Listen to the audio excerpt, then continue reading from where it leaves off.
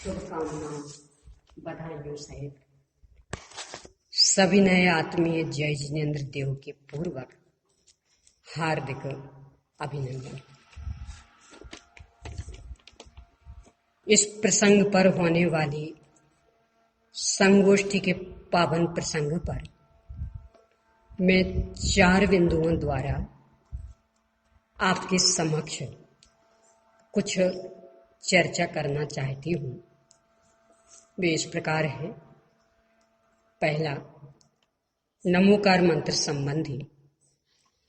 दूसरा, आचार्य श्री वीरसेन स्वामी द्वारा निर्देशादि अनुयोग द्वारों से किया गया मंगल का कुछ विवेचन। तीसरा, इसके अंतर्गत आए साधन संबंधी। और चौथा, प्रकट ज्ञान दर्शनादि के द्वारा जीव में मंगल की। सबसे पहले पहली बिंदु पर चर्चा, नमोकार मंत्र संबंधी।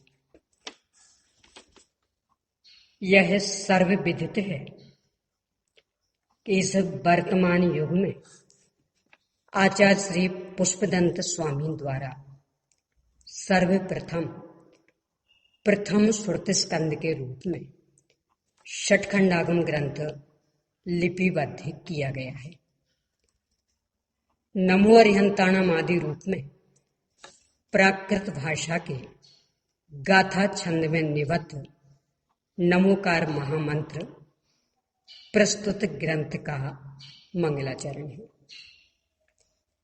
अतः सभी से सानुरोध निवेदन है कि वे इसे अन्य मंगलाचरणों के समान सस्वर लयबद्ध पद्धति से पढ़कर शब्दाचार का पालन करें। बात समझ में नहीं आती कि अन्य ग्रंथों के मंगलाचरण लयबद्ध पद्धति से ही पढ़ते हैं, पर न जाने क्यों इस मंगलाचरण के साथ में ऐसा व्यवहार करते है। गाथा छंद में और पढ़ते हैं सामान्य गद्य जैसा।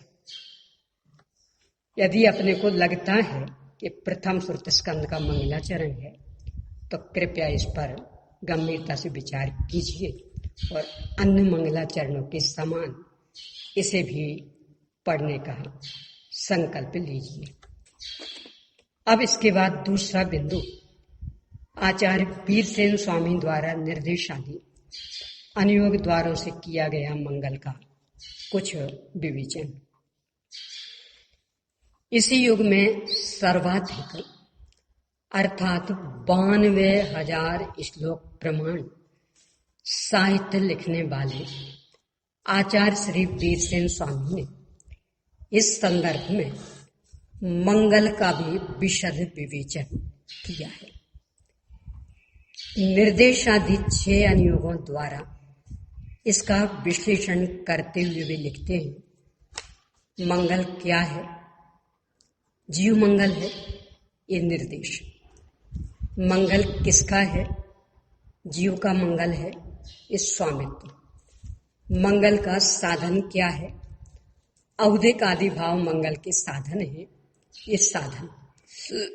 मंगल किस में होता है? जीव में मंगल होता है, यह अधिकरण। मंगल की स्थिति क्या है? अनेक जीवों की अपेक्षा अनादि अनंत स्थिति है।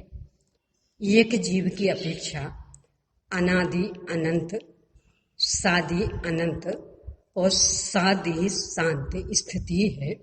यह है स्थिति।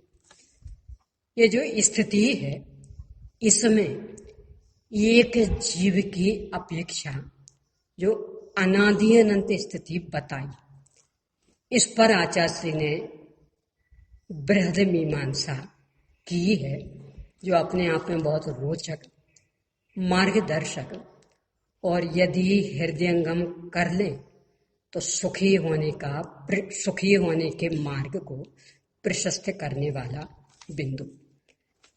इस विषय को आगे बढ़ाते हुए लिखते हैं, एक जीव की अपेक्षा द्रव्यार्थिक न्याय से जीव अनादि अनंत एक स्वभाव में ही अवस्थित होने के कारण अनादि अनंत मंगलपना बन जाता है, एक जीव की अपेक्षा भी। अब इस पर से फिर प्रश्न उठाते हैं, इससे तो मिथ्या दृष्टि अवस्था में भी जीव को मंगलपने की प्राप्ति हो जाएगी। समाधान करते हुए आचार्य लिखते हैं, यह तो हमें इष्ट हो जाए, परंतु इससे मिथ्यात्व, अविरति, प्रमाद आदि को मंगलपना प्राप्त नहीं होता है, क्योंकि उनमें जीवत्व नहीं है। मंगल तो जीव ही है और वह केवल ज्ञान आदि अनंत धर्मात्मक है। इस पर फिर पुनः प्रश्न उठाते हैं, ज्ञान वर्णादि से आवृत अवस्था में केवल ज्ञान आदि का तो अभाव है, तो उस जीव के मंगलपना कैसे? समाधान करते हुए लिखते हैं कि ऐसा कहना ठीक नहीं है, क्योंकि आब्रियमाण केवल ज्ञान आदि के अभाव में आवरण करने वाले कर्मों का सद्भाव सिद्ध नहीं हो सकता। इसलिए केवल ज्ञान का सद्भाव आपको स्वीकार करना पड़ेगा, ये पहला तर्क। दूसरा, लक्षण रूप ज्ञान दर्शन आदि का अभाव होने पर लक्ष्यभूत जीव के भी अभाव की आपत्ति आती है। भस्माच्छादित ताप और प्रकाश से संपन्न अग्नि के समान प्रत्यक्ष आदि प्रमाणों द्वारा जीव की उपलब्धि सदा सिद्ध है। इसलिए एक जीव के भी अनादि अनंत मंगलपना सिद्ध होता है। अब इस पर से फिर प्रश्न है, केवल ज्ञानादि पर्याय रूप होने से आवृत अवस्था में इनका सद्भाव संभव नहीं है। आचार्य उत्तर देते हुए लिखते हैं, यह शंका ठीक नहीं है, क्योंकि कभी भी नहीं टूटने वाली संतान परंपरा की अपेक्षा केवल ज्ञान के सदा पाए जाने में विरोध नहीं है। छद्मस्थ के अल्प ज्ञान दर्शन मात्र से अमंगलपने की अपेक्षा अमंगलपने की सिद्धि नहीं हो सकेगी, क्योंकि एक देश में मंगलपने का अभाव होने पर उनके संपूर्ण अवयवों के भी अमंगलपना प्राप्त हो जाएगा। अब इस पर से पुनः प्रश्न खड़ा करते हैं कि ये बात भी ठीक नहीं जमी। कैसे? उनके संपूर्ण अवयवों में भी अमंगलपना नहीं बनता, वो कैसे नहीं बनेगा? तो इसको लेकर के प्रश्न खड़ा कर रहे हैं कि अमंगलपना प्राप्त नहीं हो सकता, क्योंकि एक देश में मंगलपने का अभाव।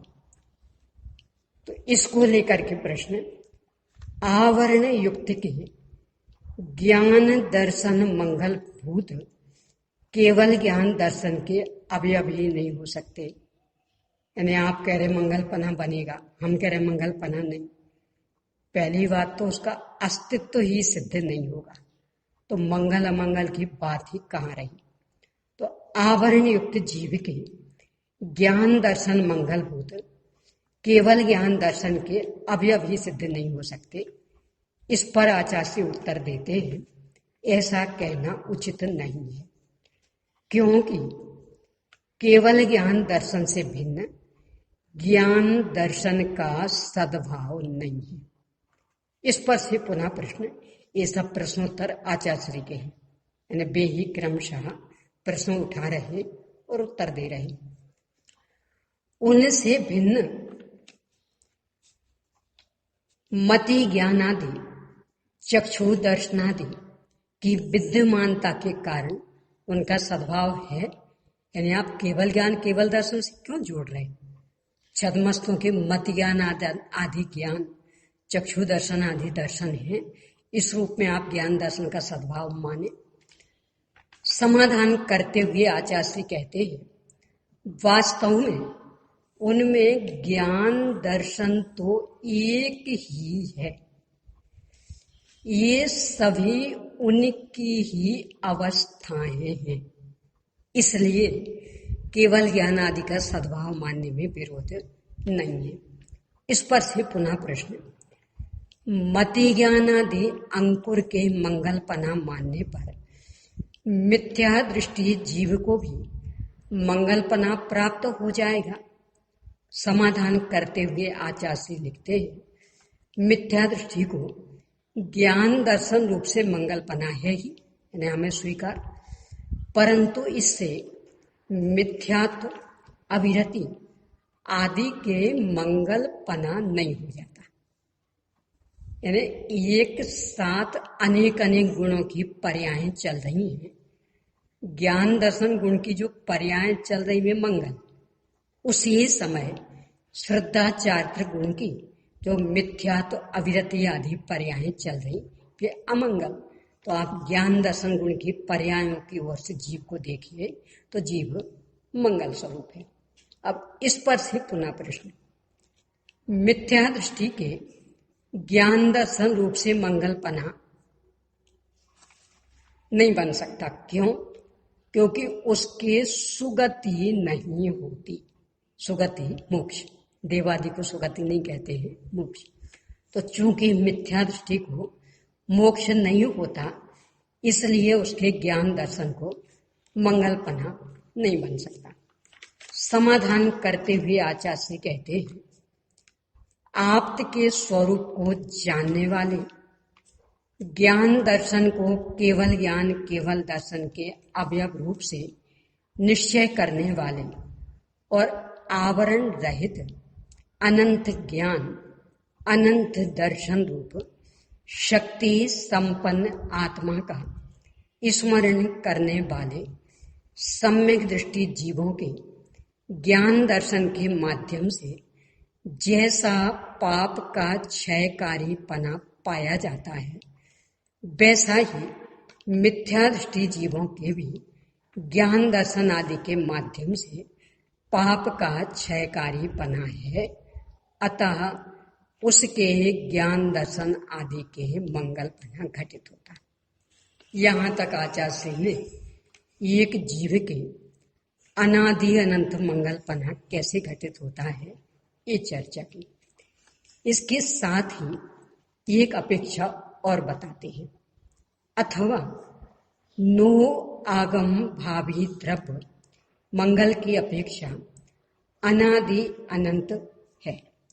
यानी उस रूप से जीव का परिणमन हो सकता है, अभी ना सही, आगे हो जाएगा, तो उसे योग्यता की अपेक्षा से अभी भी उसको मंगल कह सकते हैं। यहाँ तक का ये पूरा प्रकरण मूल में आचार्य श्री वीरसेन स्वामी द्वारा कथित था, इसका उल्लेख किया। अब इस पर से तीसरा बिंदु जो बहुत गंभीरता से विचारें, इसके अंतर्गत आए साधन संबंधी।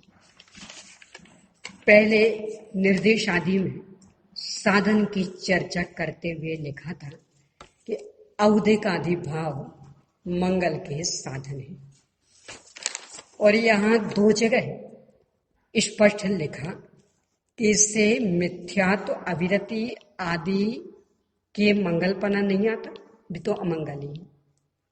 तो औदिक आदि भाव फिर क्या है? आदि से तो औपशमिक छायोपशमिक छायिक ये लेना है, इनके मंगलपना है, इसमें तो कहीं कोई शंका है नहीं, क्योंकि तो मोक्ष मार्ग रूप ही। पर औदिक भाव मंगलमय, मंगल का साधन, इससे क्या कहना चाहते?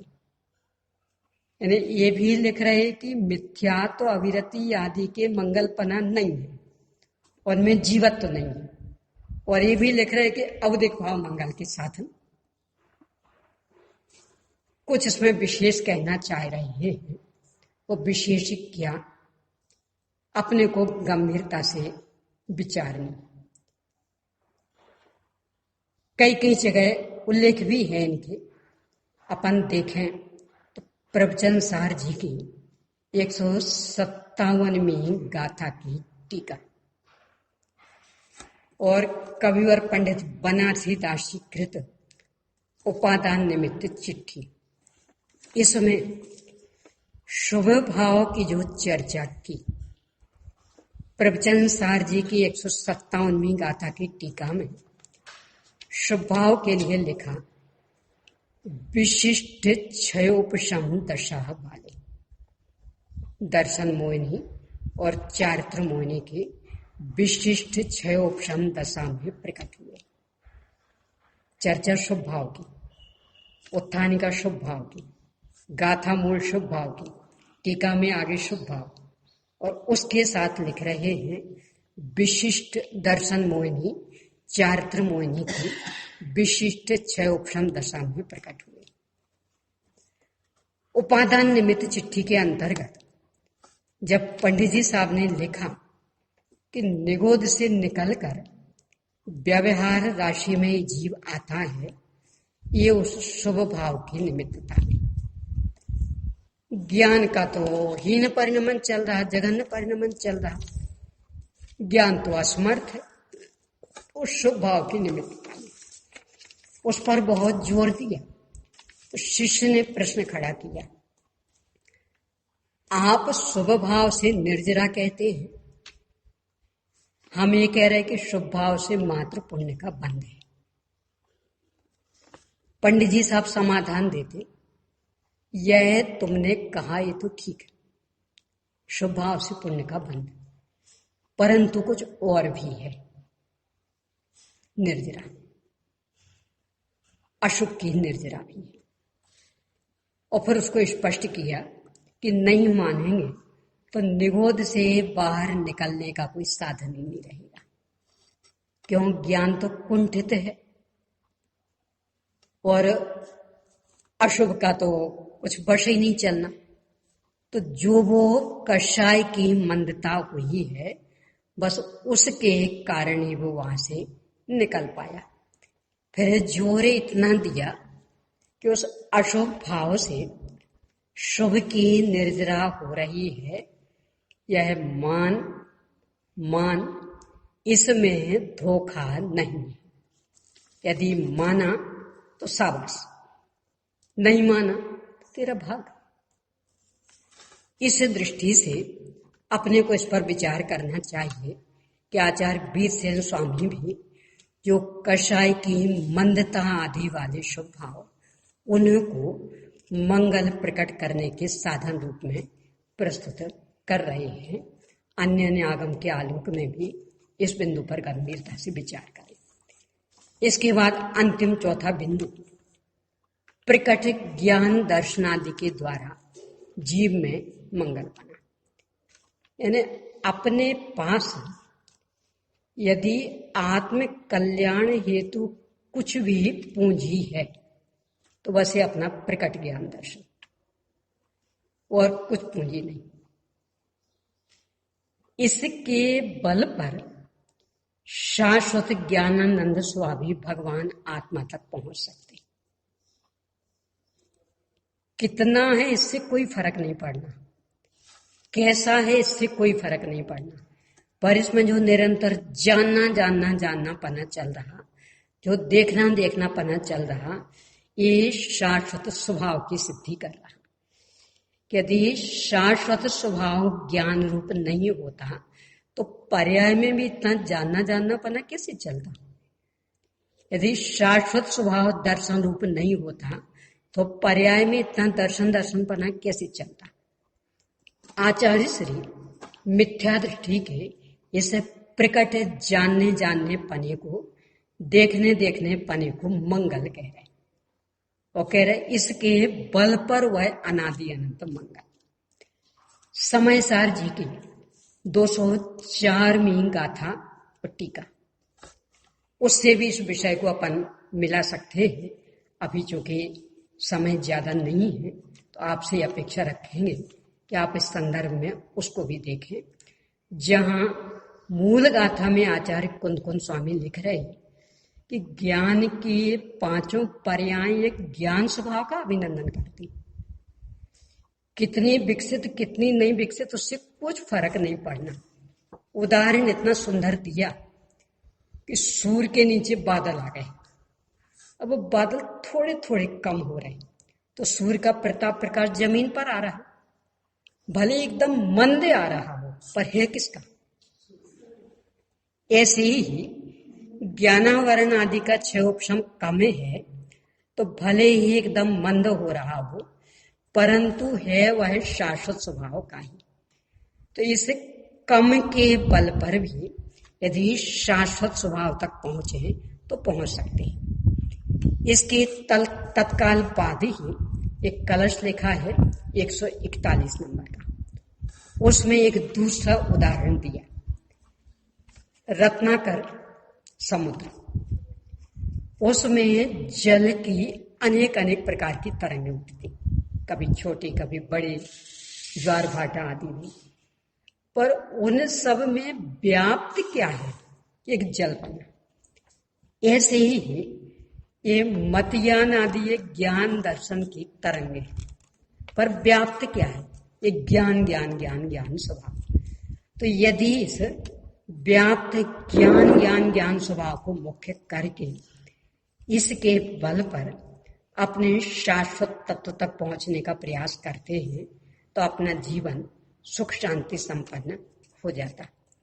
अपने सिद्ध पूजन की वह पंक्ति, ज्ञान की प्रतिपल उठे तरंग, झांकता जिसमें आत्म राम, अथवा समय साजी की 17वीं 18वीं गाथा की टीका, अनुभूति स्वरूप भगवान आत्मा आबाल गोपाल सभी को नित्य अनुभव में आ रहा है। अनुभव में आ रहा है ये जो निरंतर जानना जानना पना चल रहा है, ये बता रहा कि अंदर में आत्मा विद्यमान। तो इस प्रकट जानने जानने पने को लेकर इसमें और कुछ देखने की आवश्यकता नहीं, न कितना है ये भी देखने की आवश्यकता नहीं, कैसा है ये भी नहीं, मात्र जानना जानना पना। और इसके बल पर यदि शाश्वत स्वभाव तक पहुंचते हैं, उसे अपनत रूप से स्वीकार करके इसमें लीनता का पुरुषार्थ करते हैं, तो 204वीं गाथा की टीका में समय सारणी के अंतर्गत आचार्य श्री अमृतचंद स्वामी ने इसके 10 लाभ लिखे, सम्यक से लेकर के 10वां मोक्ष तक का। तो ये लाभ अपने जीवन में प्रकट होंगे। इस स्तुत पंचमी पर्व के अवसर पर यदि अपन ने इस दिशा में संकल्पबद्ध होकर प्रयास किया तो नियम से अपना जीवन सुख शांति में बनेगा। अपन सबका जीवन सुख शांति में बने, इस पावन भावना के साथ अपनी बात समाप्त कर दी।